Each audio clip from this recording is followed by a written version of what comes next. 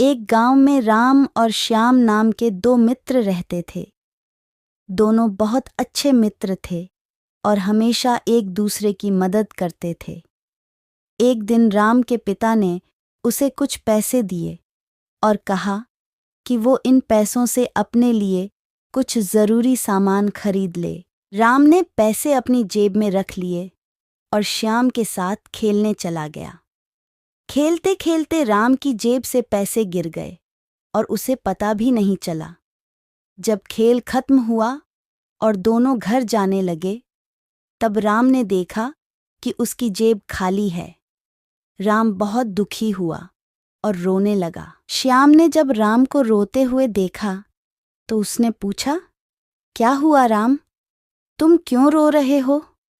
राम ने बताया, मेरे पिता ने मुझे कुछ पैसे दिए थे ताकि मैं अपने लिए ज़रूरी सामान खरीद सकूं, लेकिन खेलते खेलते वे पैसे कहीं गिर गए।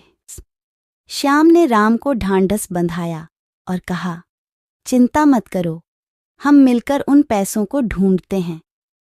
दोनों मित्र उस जगह गए जहां वे खेल रहे थे और पूरे ध्यान से पैसे ढूंढने लगे। बहुत ढूंढने के बाद भी उन्हें पैसे नहीं मिले। अचानक श्याम को एक विचार आया। उसने राम से कहा, चलो हम गांव के मुखिया जी के पास चलते हैं और उन्हें सारी बात बताते हैं। दोनों मित्र मुखिया जी के पास गए और उन्हें सारी घटना बताई।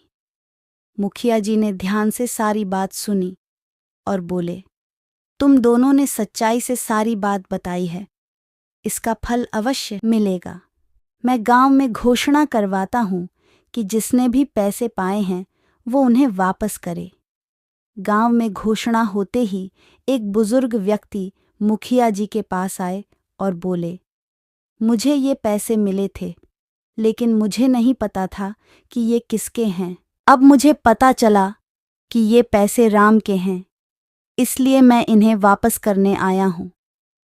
राम और श्याम बहुत खुश हुए और उन्होंने बुजुर्ग व्यक्ति और मुखिया जी को धन्यवाद दिया। इस घटना से दोनों मित्रों ने सीखा कि सच्चाई का फल हमेशा मीठा होता है। सच्चाई और ईमानदारी हमेशा रंग लाती है, चाहे परिस्थिति कितनी भी कठिन क्यों न हो। हमें हमेशा सच्चाई का पालन करना चाहिए। इस कहानी से हमें यह भी सीख मिलती है कि अच्छे मित्र और सच्चाई के रास्ते पर चलने वाले लोग हमेशा जीतते हैं।